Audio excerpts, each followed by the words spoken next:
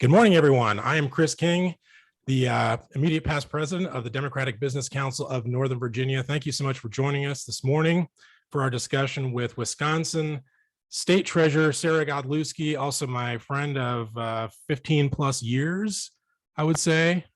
We've got a lot to get to today. We'll talk about her days in Northern Virginia, including going to George Mason University, and her current job as the state treasurer. We'll talk about the major issues of the day, lots to talk about in terms of Supreme Court, her Senate race against Senator Ron Johnson, and a whole lot of fun stuff as well. So the format today is going to be basically like it always is. I'll start out with some questions, and then if you have questions, you can just punch those into the Q&A box at the bottom of your screen. I'll choose those as we move through the webinar, and look forward to a fun and lively discussion. Also want to welcome, if you're here for the first time, from our DemBiz group in Hampton Roads, welcome. It's great to have you. I know that you hosted a great gun webinar this morning, so hopefully that went well and folks got a lot out of it. I'm sure they did, and it's great to have you on board for this one as well. So without further ado, Sarah Godlewski is a fifth generation Wisconsinite. She was elected treasurer in 2018. That's a whole story unto itself, which we will get to.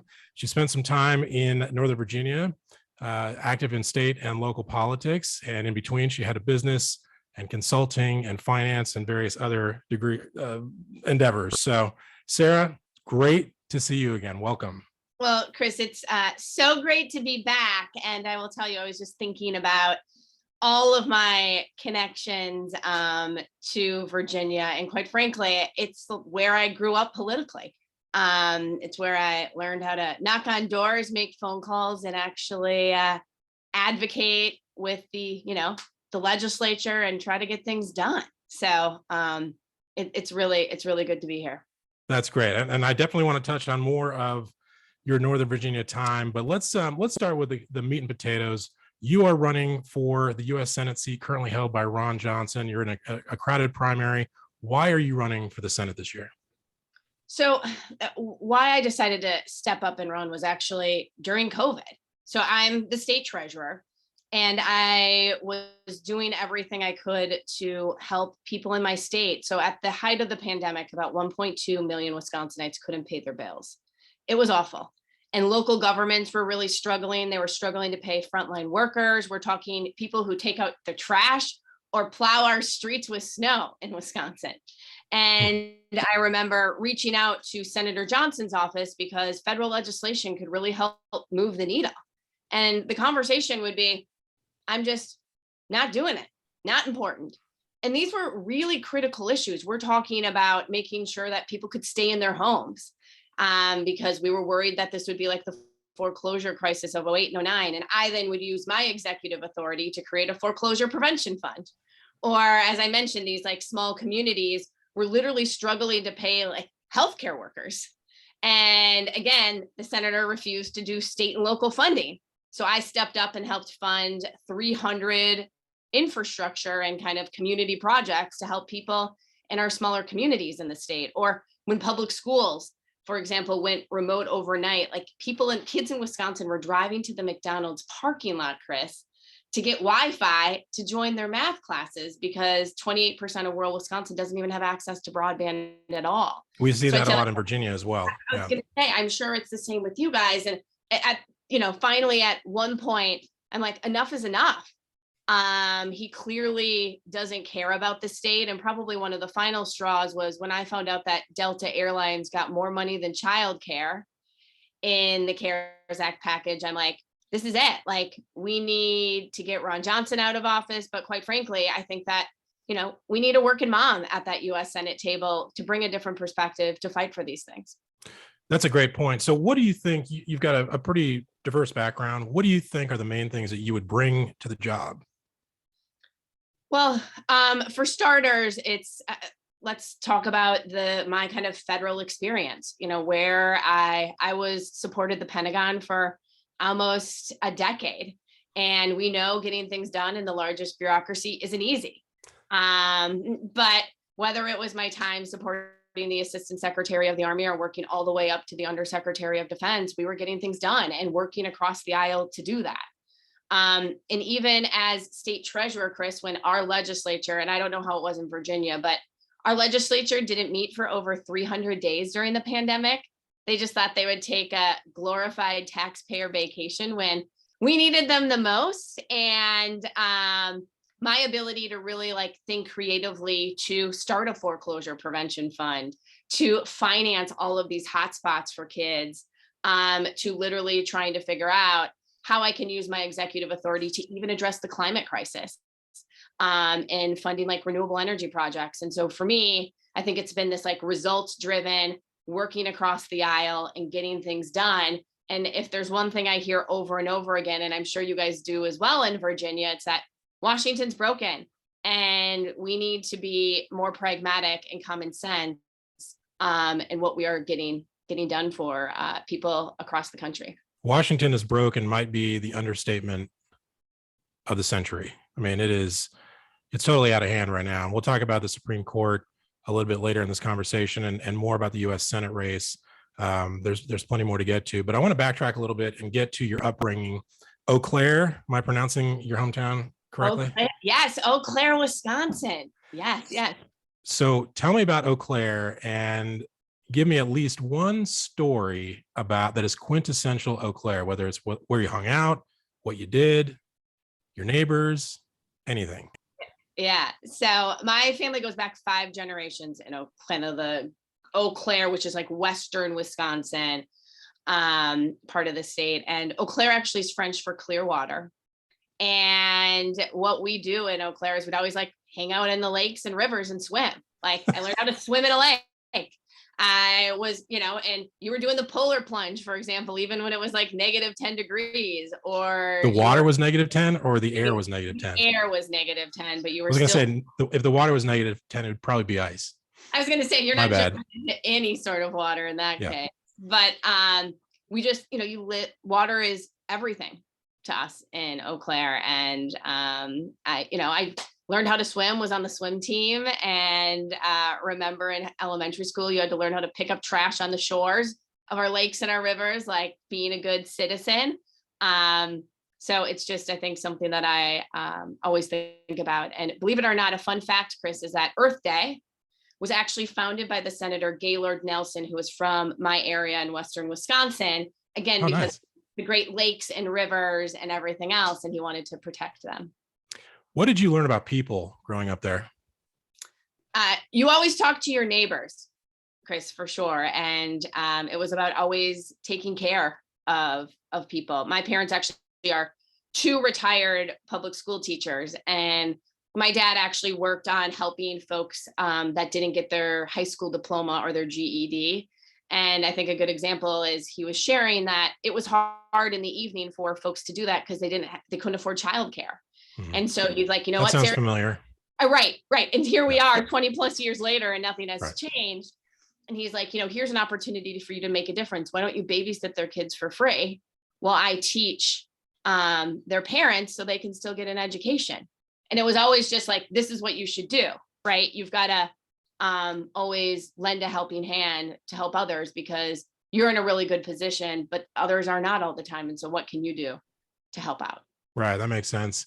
And it's funny, whenever I hear people talk about talking to their neighbors, it's my wife is from rural North Carolina, and that's a place where everybody waves to each other, whether they know each other or not. You just see a car passing by and you wave and they wave to you, they're watering their lawn. And I grew up in LA where if you just wave to random strangers, you better hit the accelerator and get out of there because it might not end well after that. Well, it's a funny, so my first time on the Metro, Chris, I sat next to somebody and I was like talking to everybody because that's just what you did, right?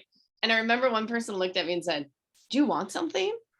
And I'm like, "No, I was just, asking about your day." Like didn't know that was kind of a creepy thing to do, but yeah.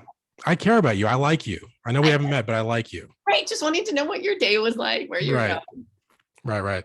Okay. So do we want to talk about the Packers? I mean, before we get off Eau Claire, the Packers have had this is kind of a sidebar, but the Packers have had kind of a rough few years in terms of not making a Super Bowl. Are they going to make a Super Bowl anytime soon?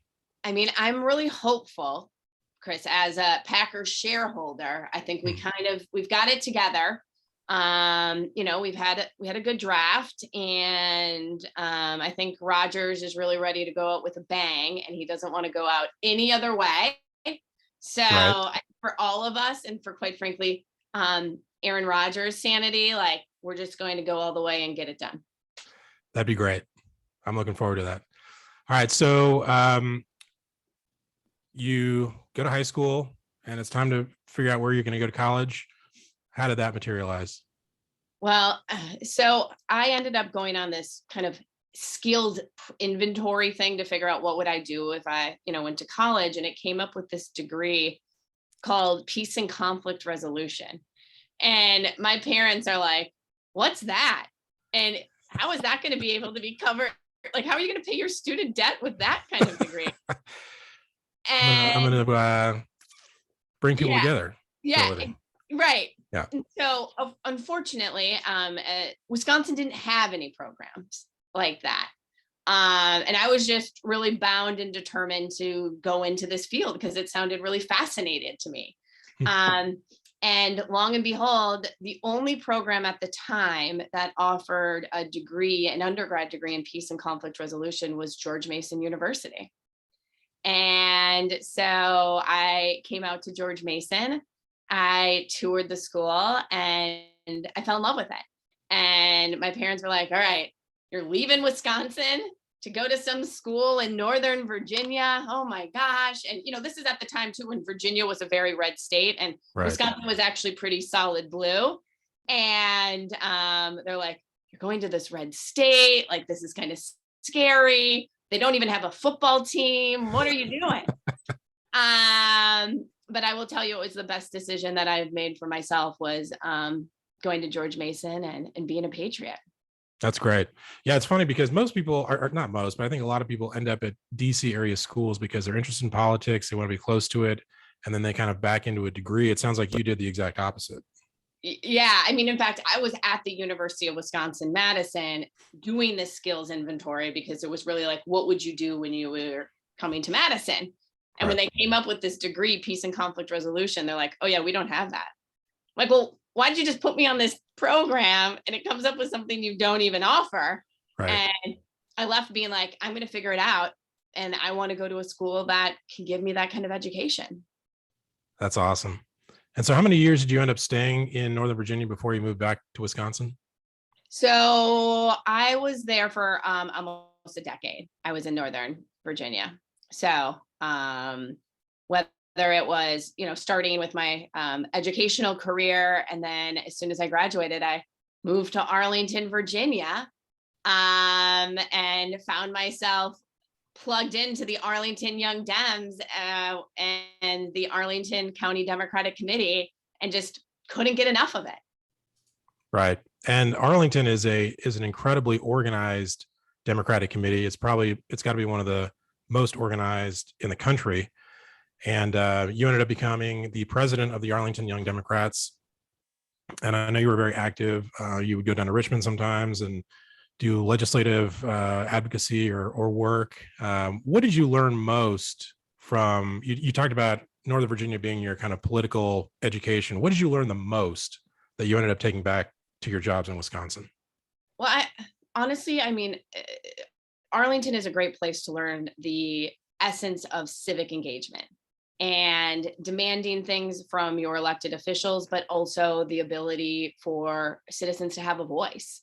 And so, for me, it was, whether it was the first campaign that I worked on, I mean, both local and across the state. I volunteered on like Jay Fassett's campaign for county board, which I'm sure many people on this call know very well, or Barbara Favola. And I was bound and determined, like all of us, to make sure Jim Webb was the first Democratic senator in decades. And knocking on doors and talking to people. But it was also about, I remember having conversations actually with Barbara Favola and Jay Fassett and saying, we don't have like a young person's voice on the county board.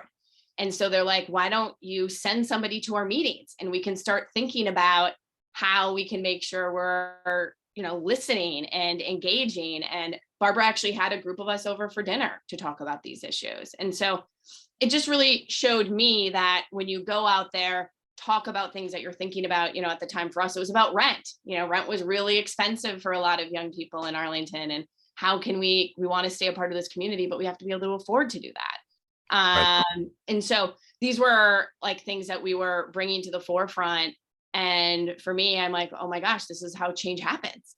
And being able to see that front and center, but just being grateful for those elected officials to also help, I think, mentor a lot of us to say, this is what this looks like, and this is how you can be engaged. That was another way that Arlington was really excellent, was proactively mentoring and bringing young people into the fold. So I completely agree with that. On a side note with that one, Chris, I still actually have a picture of both of us from the Obama days. You and I? For healthcare. Remember, this was before the Affordable Care Act was passed, and we were all preparing for a big town hall in actually Reston, Virginia. And you and I both have a sign, and it says, "My car has better insurance than I do." Well, you have to send me that when I get out this call for sure, because yeah. I was gonna say that's like exactly what we're fighting for, right? do I look like I'm about 12 in that picture, or what? No, you're looking great. You're looking Oh, really thank good. you. Thank you very much. Appreciate that. All right. So once again, if you have questions for Sarah Godlewski, you can punch those into the Q&A box. So you have your time in Northern Virginia. You are a consultant, and I know you worked with Booz Allen. You and your husband Max at some point along the line. You met Max and got married, and you were involved in some international projects, some microfinance, as I recall. So you've got a business and finance background. How did that help you? I mean, obviously, when you're in the future state treasurer, it helps to know numbers. Did you know you were on that path, or is that just the way it happened because you were interested in those things, and then you decided to move back to Wisconsin? Yeah. So I kind of had, I guess, a very maybe interesting transition into finance. So after my time with Booz Allen and in the national security field for a while, I had an opportunity to do microfinance in rural India. And that experience was pretty transformative, just seeing how giving access to capital, particularly to women, not only was transforming their trajectory, but their entire communities. And it was that work that then I was a co-founder of an impact investment firm. And we were providing access to capital for mission-centric startups, and also focusing on capital for women and communities of color. And in doing that work, I'll never forget, I was doing an event with Steve Case from AOL in Northern Virginia. And he said, Sarah, the amount of capital Silicon Valley gets in one day is what Wisconsin gets in an entire year. And I said, wait, wow. What? And he goes, yes, the amount of capital Silicon Valley gets in one day is what Wisconsin gets to in an entire year. And that is nuts. It's just, we are 50th. Wisconsin, depending on the rankings, is oftentimes 50th for startup capital. And I was like, we know that small businesses, access to capital are critical engines to our economy. And so I was like, I'm going to reach out to the state treasurer. In addition to us starting to focus on maybe investments here in Wisconsin, I'll go reach out to the state treasurer and see if they can use their $1 billion of independent investment authority to do that locally. Well, the state treasurer doesn't call me back. I keep calling in. I'm like, hey, I want to be helpful. I've got this background. Like, what can I do? And it's because he was trying to get rid of the office. I mean, why? Well, it's because I'm sure many people on this webinar remember that guy, Scott Walker. Of course. Yeah. So Scott Walker was actually trying to remove our state's chief financial officer from the Constitution. So it's like firing your CFO and giving those responsibilities to your CEO. As we know in business, that's not good business. So why do we think it's good government? Yeah. And when I found out that we were going to be basically one of the only states without a chief financial officer, I'm like, we got to do something about it. And everyone said to me, well, Sarah, Scott Walker has made up his mind. I mean, this was at like his height, he's running for president. He's incredibly popular here in Wisconsin. And they're like, he's just adding this to his list and there's nothing you can do about it. And I'm like, all right. So I found a motley crew, created a bipartisan coalition to save the state treasurer's office, and just talked about what the state treasurer actually should be doing for the people of Wisconsin. And when it was on the ballot, we won with a supermajority, which in Wisconsin, winning with over 62% of the vote isn't easy. Right. But we did, which was great. That's amazing. So let's backtrack a little bit, because this process of saving this office is pretty interesting. So first of all, you partnered with or worked heavily with a Republican former treasurer as part of that process, correct? Yeah. So what happened is, when I found out that the state treasurer's office was going to get removed, I first called a bunch of like electeds in Madison, Democrats, and they're like, we don't know what to tell you, Sarah, it's going to happen. Then I called the National Association of State Treasurers, and I said, hey, I'm Sarah from Wisconsin. They're like, you're from Wisconsin? And they actually invited me to their conference with all these other treasurers from across the state. And I was talking with them about their job and what they're doing. And they mentioned this guy, former treasurer Jack Boyd. And I reached out to Jack Boyd, who was the former Republican state treasurer of Wisconsin. We hit it off, and collectively we chaired this committee, a Wisconsin Democrat and a Wisconsin Republican, and we're like, we need to save the state treasurer's office. That's amazing. All right. Well, this is something that I want to delve into a little bit later too. It's kind of a personal interest of mine, but it's, I think, also very relevant to these political times, is this idea of working across the aisle. I know it gets a lot of lip service, and I think in theory, a lot of people want legislators that work across the aisle, but then a lot of times they end up voting for people who are very kind of entrenched in their positions.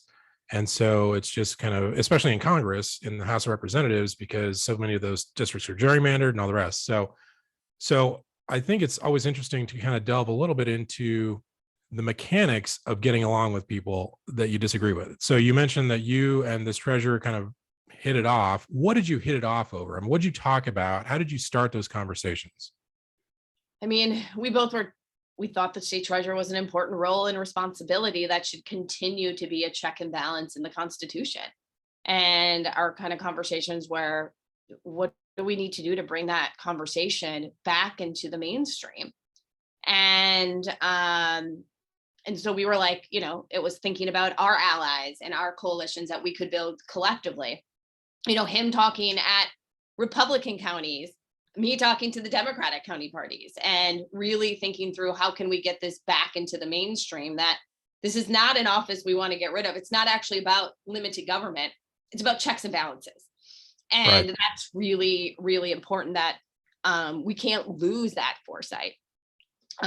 So it was through these conversations where we were just bringing more and more people into the fold. And honestly, I think building this, this coalition. But to your point, Chris, it was a pretty interesting motley crew. Like, no, I did not think that I would be working with former Republican Jack Boyd, some of these independents, like even like different agencies like public education, because they have such a unique connection to the state treasurer's office. So it was a really unique crew. So what did you disagree on? I mean, was it the normal things? You were maybe more progressive, they were more conservative on issues across the board? Or was there ever a point where your disagreements got in the way of what you were doing? Or did you just ignore things that you disagreed on? I mean, I think particularly for this example, there wasn't so much to disagree on, besides the fact that we're not buying the argument of like limited government. So it was more about checks and balances, and then building it into the Constitution and like maintaining that the whole way. Gotcha. Okay.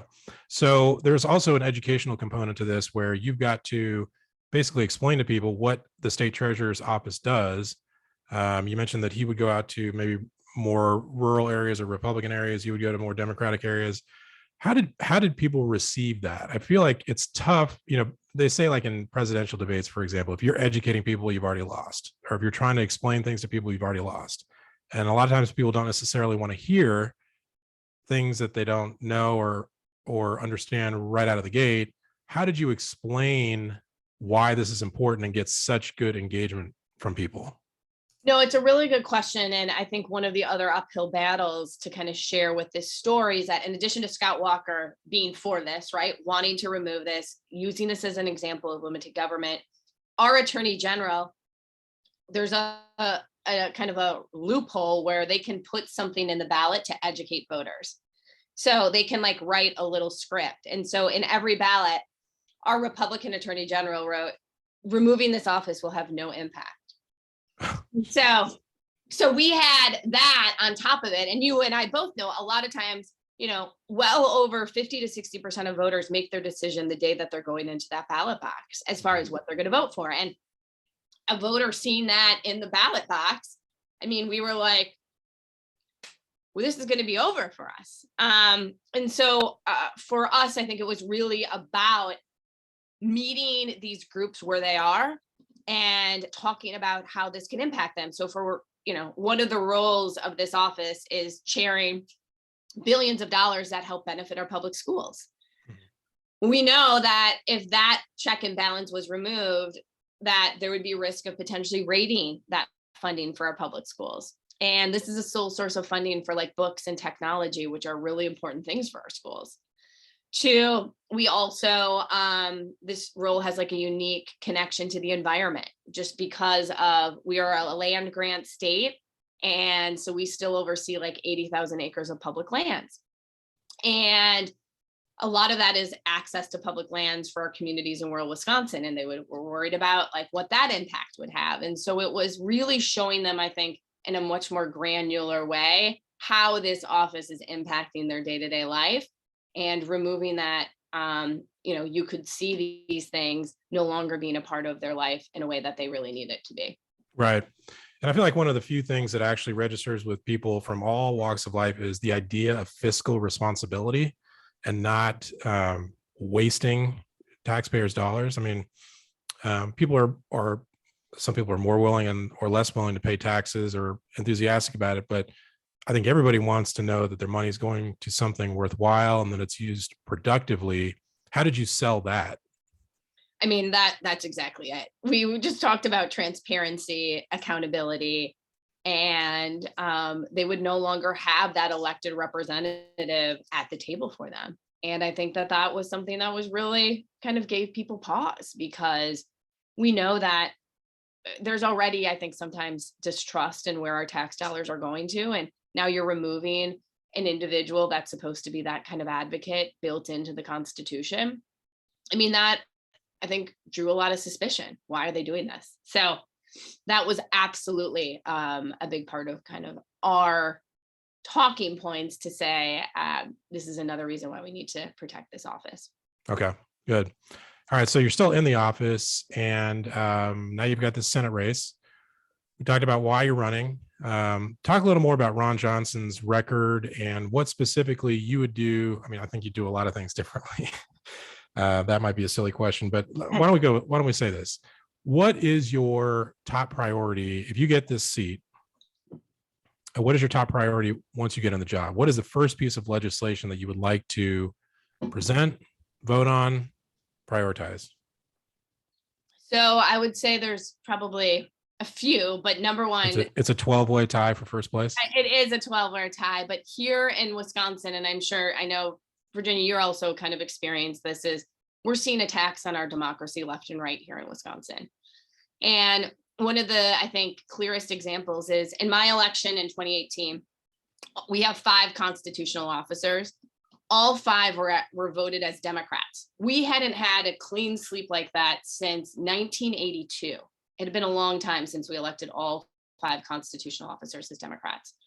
But yet we only took 37% of our legislature.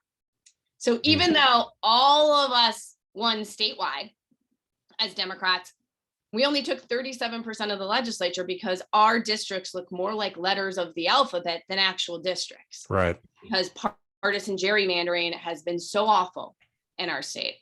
And with the new census, we were really hopeful, but it only got worse because our Supreme Court is also elected, and it is a majority conservative Supreme Court. And so the only way that we are going to change these things like partisan gerrymandering, or we were kicking voters off the rolls in Milwaukee. And of course, these were voters that were primarily in Black and brown communities. Yeah. And the only way we're going to be able to do anything like this too, we are still debating the election results of the 2020 election here in Wisconsin. We are still doing this Republican investigation, even though our conservative Supreme Court has said that it was a fair and safe and everything election.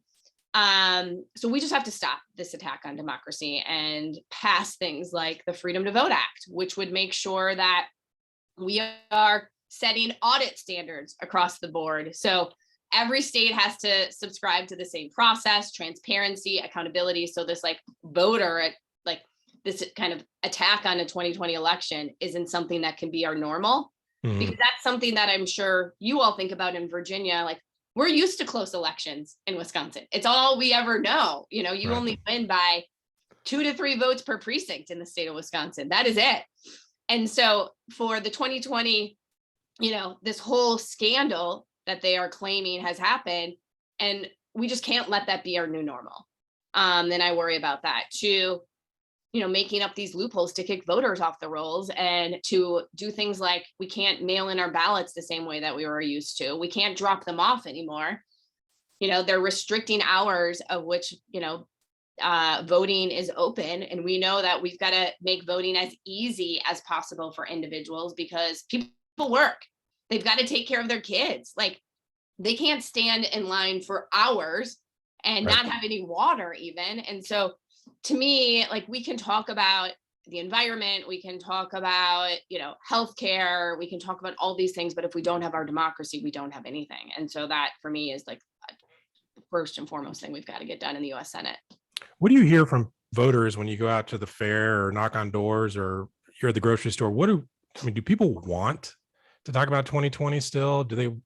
Are they aware of these attacks on voting rights?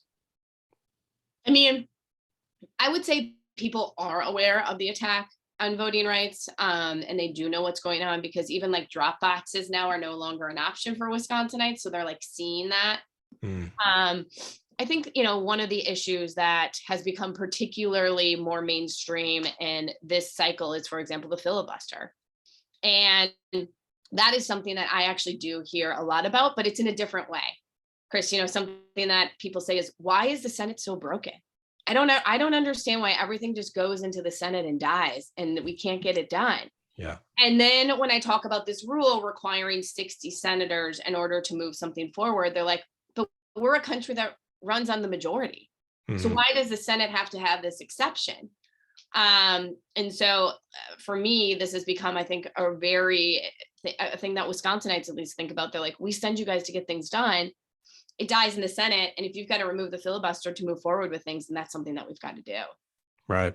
Interesting.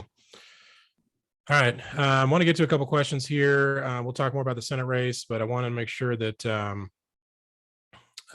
this is more of a comment from Patrick Malloy. I worked for the wonderful Senator Bill Proxmire of Wisconsin when he chaired the Senate Banking Committee. Great boss and senator. He helped JFK in the 1960 Wisconsin primary. Teddy spoke at his memorial service. I later taught as an adjunct at GMU Law. Glad a person like you is running. Well, thank you. And Proxmire is an incredible senator. We're very proud of him. So. Did I get his name right? You did. Good. Yeah. All right.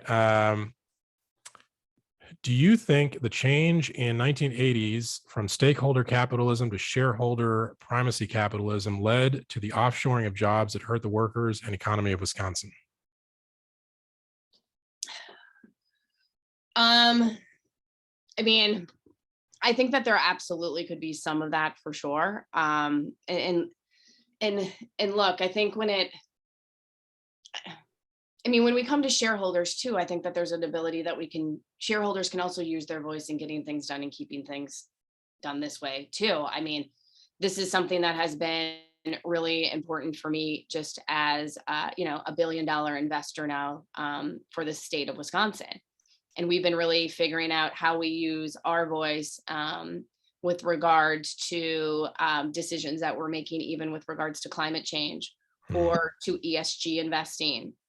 So I think that, for me, that's something I think that we can look into. I will say for us, when it comes to jobs, I think that what I hear when I talk to businesses has been the tax loopholes that have really been a driver in removing these jobs, and how can corporations make and save money through that way, through human capital. But I do think it's something, just very candidly, for me to look more into with regards to jobs specifically. Okay. So our group, DemBiz, is a business group, a lot of entrepreneurs, contractors, attorneys, real estate people, so on and so forth. What are your thoughts on business? How do you connect with voters on pure business issues?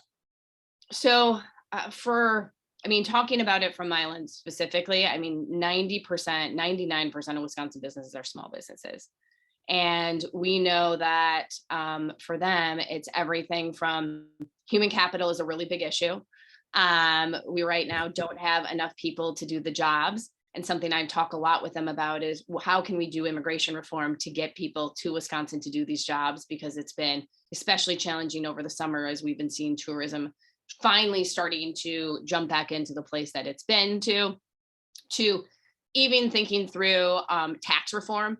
They get really frustrated that, we're not necessarily given the same kind of tax credits or incentives that larger corporations are. And these are smaller businesses that, every penny counts, and investing and growing their business are really some ways of doing that, to even things that I've talked about with technology advancements. During the pandemic, this was something that was really frustrating for a lot of small businesses, is that they didn't have access to do e-commerce, for example. They couldn't just put their businesses online because they didn't have that sort of bandwidth with broadband. And so, the infrastructure package was very helpful, because it's going to help these smaller businesses hopefully finally get access. We need to be thinking about it more, because it gets into signal strength, and it gets into a lot of different things that these companies were looking at. I would say the other big piece is just making sure that we continue to have a partner as we are transitioning into more things that are, in the 21st century and 22nd century. And so what does that mean? So here in Wisconsin, just an example, one of our largest industries is the paper industry. In fact, we are the #1 state when we talk to paper production. But what has been frustrating is that some of our paper producers here in the state of Wisconsin have not transitioned from making newspaper print to paper products, which we know are critical, because we're transitioning from plastics to paper products. Right. And part of that is they need a federal government partner to help work with them to make that transition, whether it is through tax incentive structures or, other cost alleviation mechanisms, even for training of their workforce. And so we have closed now 2 paper mills, not because we wanted to, but they never made that transition. And what they talk about is they just didn't have a partner in the federal government to really help them do that in a timely way. Interesting. Yeah. All right. Let's talk a little more about the state of this race that you're in. So I've seen some polling. You're obviously in a primary right now. When is primary day? Lauren Hershey was asking that. What is actual primary day? August 9th. August 9th. So, okay. And I've seen a poll that said 36% of people, or like a third of people, are still undecided in this primary. And I saw another poll that you fared very well against Ron Johnson directly. Why are you the most electable? Why are you the person to run against him in this campaign? Yeah. So there's a few things. I think one is, I'm the only woman in this race of 8 people in the wake of Roe. And I know we haven't really gotten into the Roe ruling, but in Wisconsin, this is now a horrifying reality, because we have a trigger law from 1849 that's now back on the books, We have no exceptions for rape or incest. Did you say from 1849? 1849, Chris. Yep. Wow. Okay. And our governor actually just last week tried to hold a special session. He's a Democrat, to remove this trigger law from 1849 on the books. Our Republican controlled legislature gavelled in and gavelled out, and they didn't even debate it. And so one of the things we know is the only way for women to have the same rights that they had just last week is for us to make sure that we codify Roe and ensure it's the law of the land at the federal level. And so this is something that people in Wisconsin are thinking a lot about, because they now have fewer rights than they had just last week. So I think that's one big thing. I think the other thing is, when I ran in 2018, Chris, even in a down ballot race, I actually flipped more Trump counties than our governor, lieutenant governor, and attorney general. And I even flipped Ron Johnson's own county, which isn't easy for Democrats to do. Right. And I think part of that goes to, I'm a fifth generation Wisconsinite from Western Wisconsin, and you have to be a 72 county candidate in order to win. So we can't, just like in Virginia, Virginia, you have to do well in Northern Virginia. You want to do well in Hampton Roads, of course. And, but you want to make sure that you're winning and are, running up the score as best as you can in the other counties. Yes. And when my family goes back 5 generations, particularly to rural Wisconsin, I think that just puts me at this unique advantage, because as you all know, like rural Wisconsin, our rural voters don't necessarily trust politicians. And so you've got to continue to already have that trust and continue to maintain that trust. And for me, I'm not just going there for the first time saying, vote for me again. I'm saying I've been here, and here's all the things that I've done for you as state treasurer, whether it was financing these infrastructure packages or providing broadband for public schools. So I think that is something that also further differentiates me, is I have this record of winning in tough places in Wisconsin. But further, I think the ability to talk to all 72 counties, which I think is what we have to do in an off year in our state. Absolutely. Yeah. And that kind of gets back to what we were talking about earlier, is connecting with people, but maybe with opposing viewpoints or people that aren't as plugged in. How do you think one of these people going to decide, if a good portion of this 36%, in fact, votes, do you have any idea when they might come around to a decision? Is it when they walk into the booth? Well, that's where I think that's been so unique, is that we know that the 36% of undecided voters are probably making their decision right before they go into the ballot box. And so we have this really unique opportunity to continue to communicate. I think the other thing that we have also identified is that even if people have said that they are for one candidate, the support is incredibly soft. And so What's incredibly soft? The support. So okay. Today they might have just said A, B, C, or D, but the reality, like, they're still kind of shopping around, and that has been experienced a lot just in conversations. So I think it goes back to, as many of you know, nothing's different in business. It's about branding and communicating and continuing to do that all the way up to August 9th. Right. And of course, having the resources to do it. Is now a good time for me to ask you to plug your website, or yes, tell people where they can find you?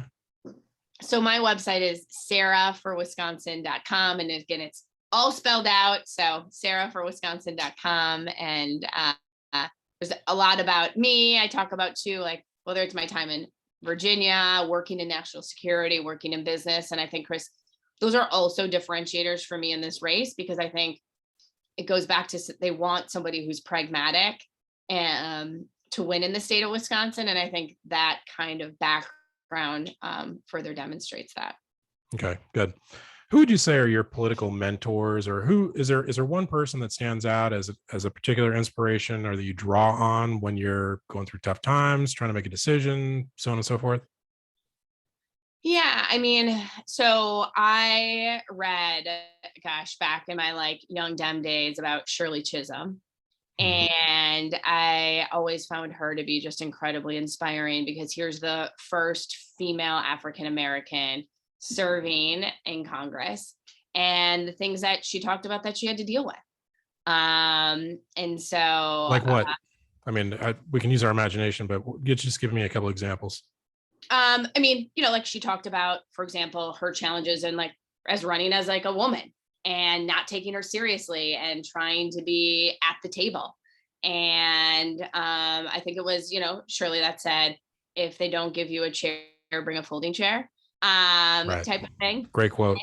And so I think like that is something that, looking at other people who have been there and done things, especially I think in public service and the political eye and running for office, she's somebody that I always look to. We also, in the state of Wisconsin, have a woman named Val Phillips. She was our first elected African-American statewide, and she was a woman. And one of the stories that I always I never forget is she shared about how people didn't know Val was actually a woman. And so she, like on her lit and things like that, she tried to cover that up because they liked her policy stances, for example, and she thought she was incredibly effective, but she didn't want them to know that. Wow. And so it's just, when you see barriers or hurdles or what have you, it's remembering the people that came before you to continue to break the glass ceiling. And I think to me, just serve as they're just very inspiring. Right. And speaking of that, of course, we're one day removed from the first African-American woman being sworn into the Supreme Court as a justice, which is long overdue. You mentioned several minutes ago, you were talking about your time in India as kind of a defining experience. Do you consider that your defining experience in terms of like who you were before and then who you were after that? Well, I mean, there was one moment in particular. So I was in a very rural village in India, and a woman who was probably, I think, maybe like 16 or 17, she came up to me and she gave me this big hug, Chris. And she said, "Thank you." And I said, "For what?" And she said, "The money that was provided to my mom for her, I think it was like a clothes dyeing business. She said, has not only helped my mom in her community, and they're now so successful, but they're now lending to my father and his fish, like they're all fishermen, to buy a new boat." And Wow. she's like, "My dad didn't think that me and my sisters deserved an opportunity to go to school, but she's like, now I'm actually going to go to college next year." That is And amazing. she's like, "I never would have had that opportunity if it wasn't for my mom and the access to capital that allowed her to do her business and for her business to be so much more successful than my father's." And now my dad, I think, really believes that women can do what they put their mind to. And so it was just that like little isolated moment where I was like, oh, like these are easy, like these are small things. And what was, I think, also so impressive is her mom wasn't just, making sure that the family was okay, but she was then helping to use that money to build a school, helping to make sure that the money that she was earning and the profits that she was earning were helping for clean water access. And so it just kind of showed this also community effect that for me really had an impact. So what impact did it have for you? How did it change? Did it change your mindset? Give you confidence? What did it do? I think I never necessarily thought about finance or business as my trajectory, right? I was a peace and conflict resolution major. My time before that had been spent at the Pentagon. And while I cared about things like international development and foreign affairs, I just didn't think about finance maybe being a tool for community transformation. And so for me, seeing that, I was like, wow, there is a lot of community transformation that can happen with finance. And finance can be a tool that can be used to really do good things in the world. And so that moment in particular was one that I'm like, I think we can be doing more of this. And not only led to my time at UNICEF, but also then in kind of starting this impact investment firm, and then me working on setting up more work, particularly with access to capital for women. Yeah, I mean, opportunity kind of goes hand in hand with resources. If your well is totally dry, Yeah. it's hard to really do anything. Yeah. So that makes perfect sense. I want to ask you kind of a grandiose question, but these January 6th hearings are so compelling and so disturbing. We have a Supreme Court that has really taken a very activist role. And, especially with this EPA decision, it seems like it's, quite frankly, they're not seeing the forest for the trees in some of these decisions. So when you step back and you see the problems that we're going through, and what does it mean to be an American right now? I mean, how have you viewed that in the past, and what does that mean to you when somebody says, "I'm an American"? Well, I think, Chris, to your point, what we have seen is there's just like this divisive definition of what an American means, but I don't think that we should lean into that. Like, to me, being an American is about an opportunity, and is about equality and fighting for what's right. And, one of the things that I really think a lot about is my international travels and how people in developing countries want to be American. And they want, to be a citizen. And you ask them why, and they're like, I want an opportunity. Mhm. I want to be able to go to school and have education. I want to be able to, then use that education to get a job. And I think that's what makes our country so great, is that we, work really hard. And I think that's something that all of us on this call fight for, is to provide an equal playing field so everybody has an opportunity to thrive. And I think that's something that I think about as the daughter of two public school teachers. And I know something that we've got to continue to fight harder for. So Yeah, travel is so key for perspective like that. I remember I was in India several years back, and my tuk-tuk driver, who probably made a couple dollars a day, maybe, was asking me about in detail about past presidents, knew all their names, knew the yeah, order in which they served yeah, in the United States. And you just don't see that, I think, in regarding other countries. I couldn't name the prime ministers of India, dating back a few years. So it's just, we're still a model for so many people. And I think it comes with a lot of responsibility. And it's hard to remember that sometimes, especially when seem so chaotic here. yeah. No. All right. So we have a couple minutes left. Let's get to a couple fun questions. We got Roy Baldwin, who asked, speaking of football, talked about earlier, using your degree in peace and conflict resolution, can you please persuade the Badgers to let my Cornhuskers win this November in Lincoln? What can you do about that, Sarah Godlewski? I don't know. I mean, as you know, that's always a big game, Nebraska versus Wisconsin. So I think we're gonna have to see what it looks like on the field this fall. So If you can get this done, maybe you can earn Roy's vote. How about that? Roy, you got to move to Wisconsin, but I'll take it. Right. I see your Go Pack Go in the background there on your wall. We talked about the Packers drought. As a lifelong Packers fan, who is the greatest Packer? If you could only take one, who would it be? Oh my gosh. I mean, look, like Vince Lombardi for me is forever going to be, I think, an inspiring individual as far as the way that he built the team, the way that he really grew football. And this was a guy that was told that no way can football ever in northeastern Wisconsin be any sort of good team. Like, no one's going to care. No one's going to travel to Wisconsin. No one's going to like give football, 2 cents type of thing. And he was like, watch me. And I credit really like being our community that now owns the team, kind of the overall team kind of dynamics is the culture that Vince Lombardi built from the very day that he became the coach and built it. Interesting. I hadn't heard that. Yeah. Good answer. That's a good answer, Sarah. All right. Well, look. Packer shareholder in name only here, Right. know some other fun facts about it. I mean, if you're going to be campaigning statewide in Wisconsin, you better know your Packers Amen. trivia. All right. As we wrap up here, what else do people need to know? You mentioned your website. The primary is coming up on August. Remind me again. August 9th. August 9th. I'm going to give you the final word here. What else do people need to know about this race?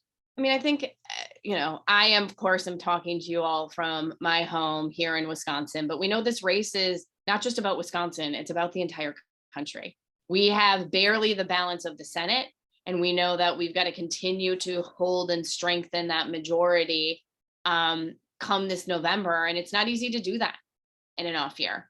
But just like you guys are able to organize and get things done in Virginia, like looking at, for example, my race as an opportunity to continue to do that.